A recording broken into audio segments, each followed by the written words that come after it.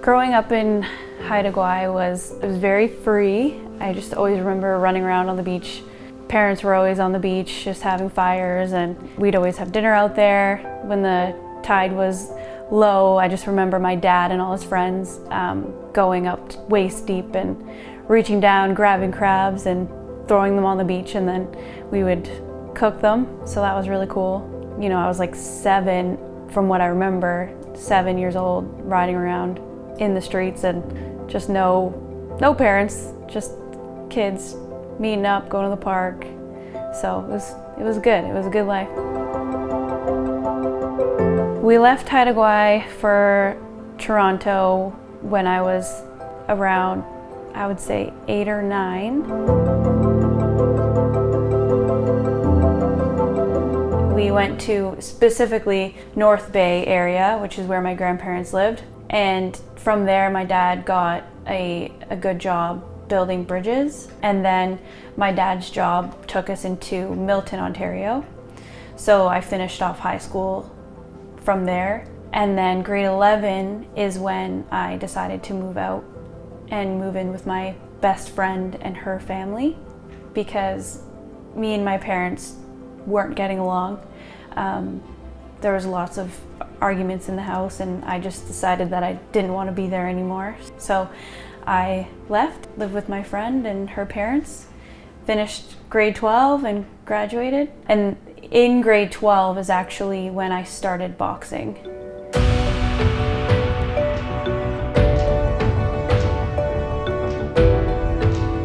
My first coach was Dwight Brazier. I knew nothing about boxing. I was coming from a gymnastics background. I did gymnastics when I was younger, and I wanted to do something active, but I didn't really know what that was. And I figured boxing would be a good thing to try, just because I was an angry teenager, I would say. I found Dwight's gym just on Google and showed up, and I felt extremely nervous and super awkward. I knew absolutely nothing about boxing. And I just actually remember my first day in there just wanting to turn around and leave right away, because I just felt so out of place. My name is Dwight Fraser, the first coach that Coach Alex. My first meeting, when Alex first walked in the gym, she was first of all very athletic, and I could see that she had that strong. She was first of all very young.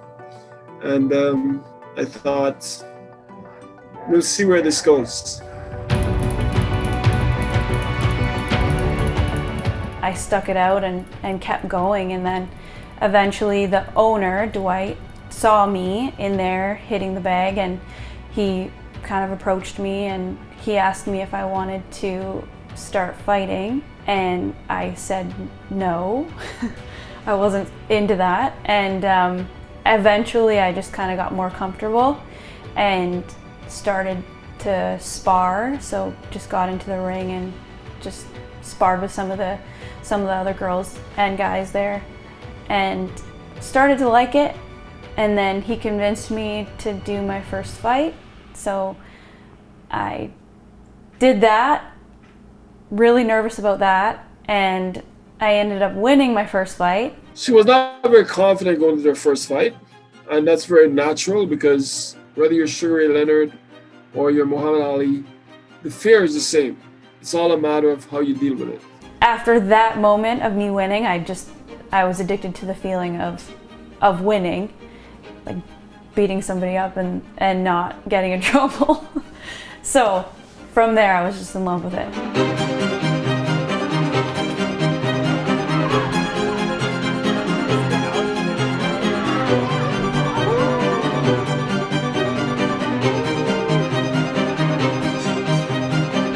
I was training for a big tournament in Kansas City, and I was in the ring with the national champ at the time, and we were sparring, and I was against the ropes, and I went to circle out, and I stepped the wrong way, and my knee just popped out and popped back in. I remember actually the sound of it, and I dropped to the ground and just started screaming, and everyone thought she knocked me out.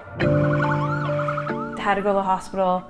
They had to do minor surgery on my knee just because when it popped out and came back in, a piece of my patella chipped off, so they had to take that out. So that was a recovery. I couldn't walk or train. So in that time that I was recovering, I ended up getting pregnant with my daughter, Ava. So I was out of boxing, obviously, for even longer.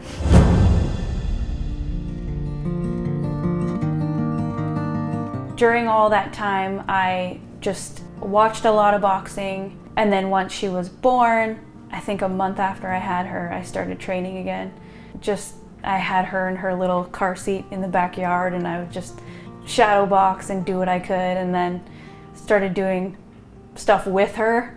Like I'd do like push-ups and all that kind of stuff, just made it work. And then eventually made it back to the gym. Being a single mom and trying to train for fights was extremely hard.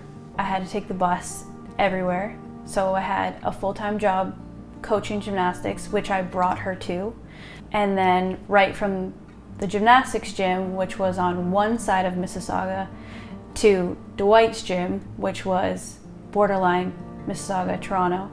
I'd go right from work to boxing. So the bus ride was maybe an hour and a half, 2 hours just to get there. She'd eat dinner there, sit in her high chair, watch me spar, and then pack her up and go back home. And that was another hour and a half just to get back home. And we did that probably 6 days a week. I was struggling quite a bit trying to obviously train and work and be a single mom with little to no help. So my mom lived in BC, she lived here in Victoria, and she almost every day would harass me. Come here, I'll help you. You can just live with me and you don't have to worry about rent. I'll take care of Ava so you can train and work. And finally I said, fine, I'll do it. I'll move there for 1 year. That's it. Just so that I can save up some money, and then I'm moving back to Toronto. I got a job right away at the Log House Pub. I was just bussing tables there. And the owners there were extremely supportive of me boxing, and they actually were my very first sponsors. They'd pay for my flights to fly back to Toronto to spar and train. They paid for my training camps to train with Bob, who ended up being my main coach. They introduced me to Stu Young, who then took over from there and was a huge supporter and got me tons of sponsors, to the point that I didn't even have to work anymore. I could just train.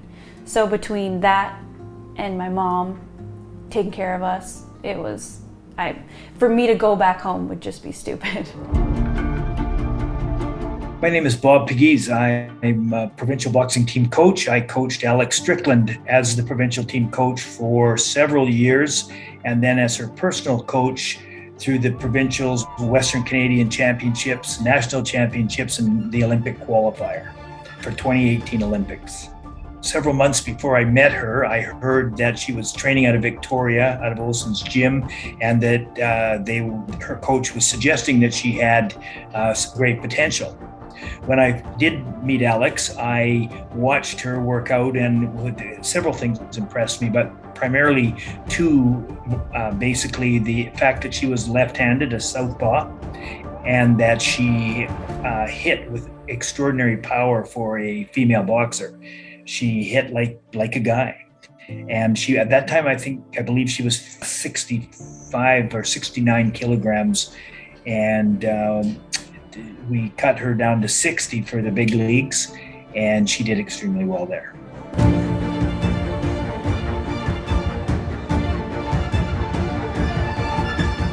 My relationship with Bob, we started to become a lot closer actually after my first national training camp that we had, which was held in a barn in Kelowna. I remember first getting there and thinking it was a joke because it was this dusty, run-down barn in the middle of nowhere. But that's where I met all of my teammates, and honestly it was the funnest time, one of the funnest times in my life. Alex was a really dedicated student. She was very hungry to learn. She understood what was there for her if she succeeded, and she worked very hard for those goals. It was very difficult to get female boxers sparring, so she sparred a lot with the guys. So she got along really well with the males and the females on the team. A great team player for sure. Every morning we had to get up at, I think it was 6 a.m, weigh in. So we weren't allowed to have any water or anything. We had to weigh in, write our weight down, go for a run, which was an hour we had to run for, and then come back, eat, and kind of rest, chill out for a bit, and then train again just before lunchtime, so we'd all spar, and then again, rest, chill out for a bit, and then we would train again in the evening before dinner. By the end of the day, you're just done.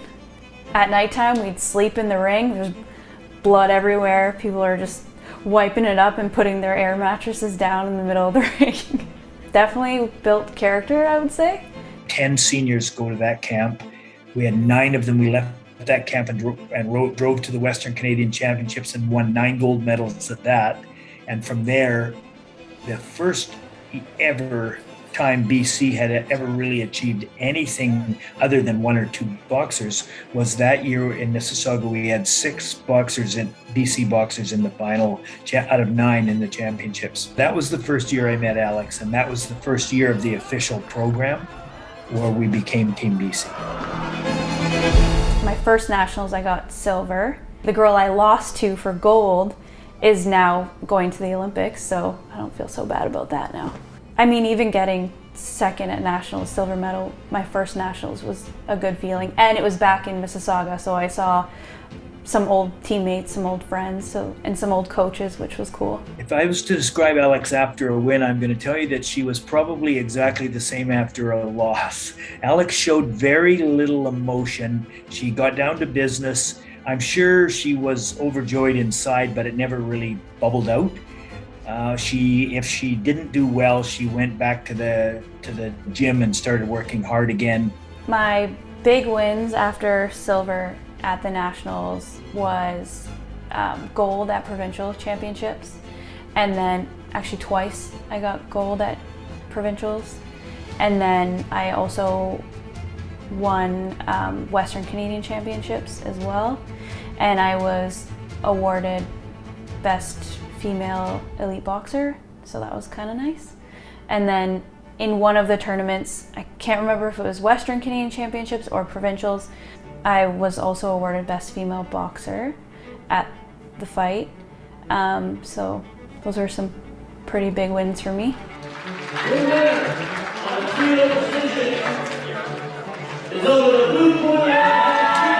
One of the things about Alex also is she's very humble. She doesn't make a big deal about all this, and we were all making a pretty big deal around her as she got better and as she showed great potential. And she was the only one that really didn't sort of act like it was a big deal. My career in boxing ended kind of by accident. I didn't really mean to retire. I wanted to open a gym. I knew I wanted to open a gym for years. And I was training out of Club Phoenix just for my own training. And they ended up expanding their gym and had a little space available for a rent. And I just saw it and jumped on it without any knowledge of business or anything like that. And I just jumped on the opportunity and kind of ended up with a gym and didn't really realize how much work it would take to run a gym. So I couldn't really train as much as I wanted to. And also on top of that, you know, there was thoughts before that too, before I even opened the gym, that what am I gonna do? Like, I didn't make Olympics. Am I gonna wait 4 more years to try again, to potentially not make it again? And then when do I start making money? Like, I have a child, I kind of gotta pick one or the other. The things that Alex struggled with the most in her training was her time management. Of course, she was extremely busy, single mom, working to support herself and her daughter. Yeah, I'm going to say that time management would have been Alex's biggest struggle. Most NBA players now are coming from NBA family. But even if you don't, you're coming from a family that have opened the door for you and provided and give you the opportunity to grow. Alex never had that opportunity. She never had a support system to say, just go box. Focus on boxing. She had to focus on taking care of a child and taking care of herself, which means pay rent. When you have those kind of setbacks, it's almost an impossible task to be successful.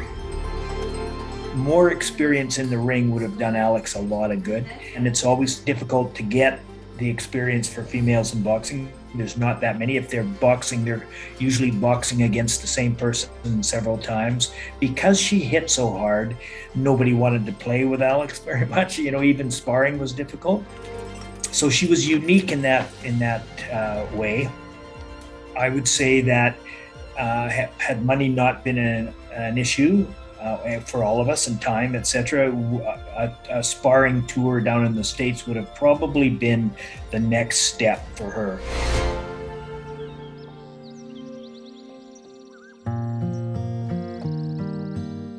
Now the gym, after struggling with it for 5 years, trying to get it up and going, it's doing really well. And I'm really happy with where it is and the potential for the gym.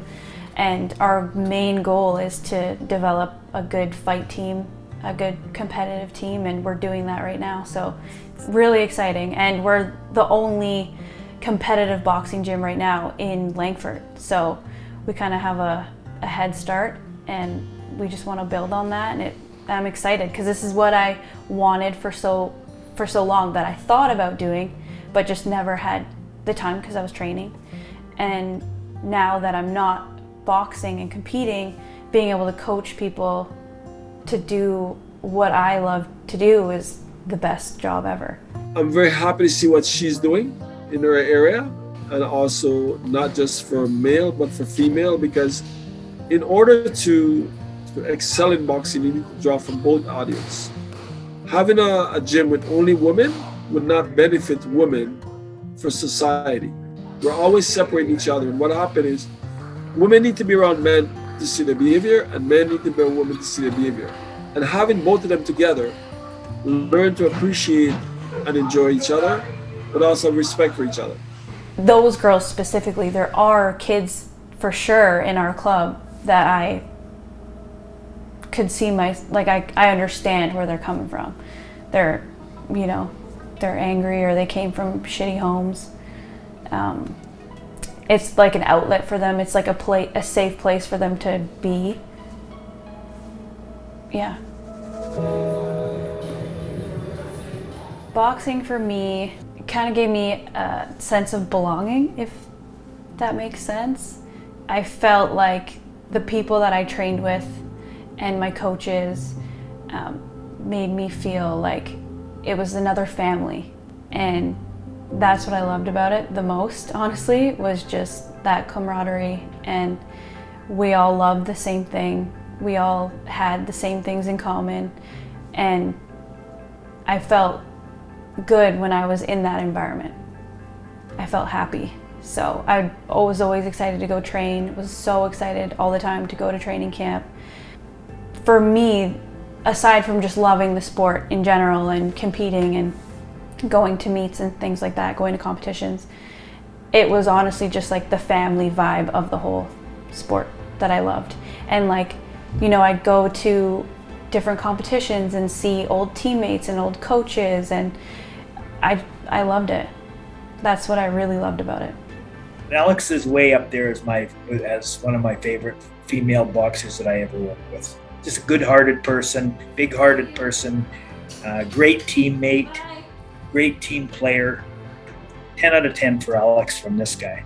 There's no scarier thing than facing somebody you've never met, and you're gonna try to beat them up. And anything else you come across in life can't be as fearful as that. All the struggles that I went through made me who I am. So made me a hard worker. Just facing adversity constantly has helped me in life in general, and just pushing through all the bullshit and working hard and not giving up when things aren't easy. So there's nothing that I would change, honestly.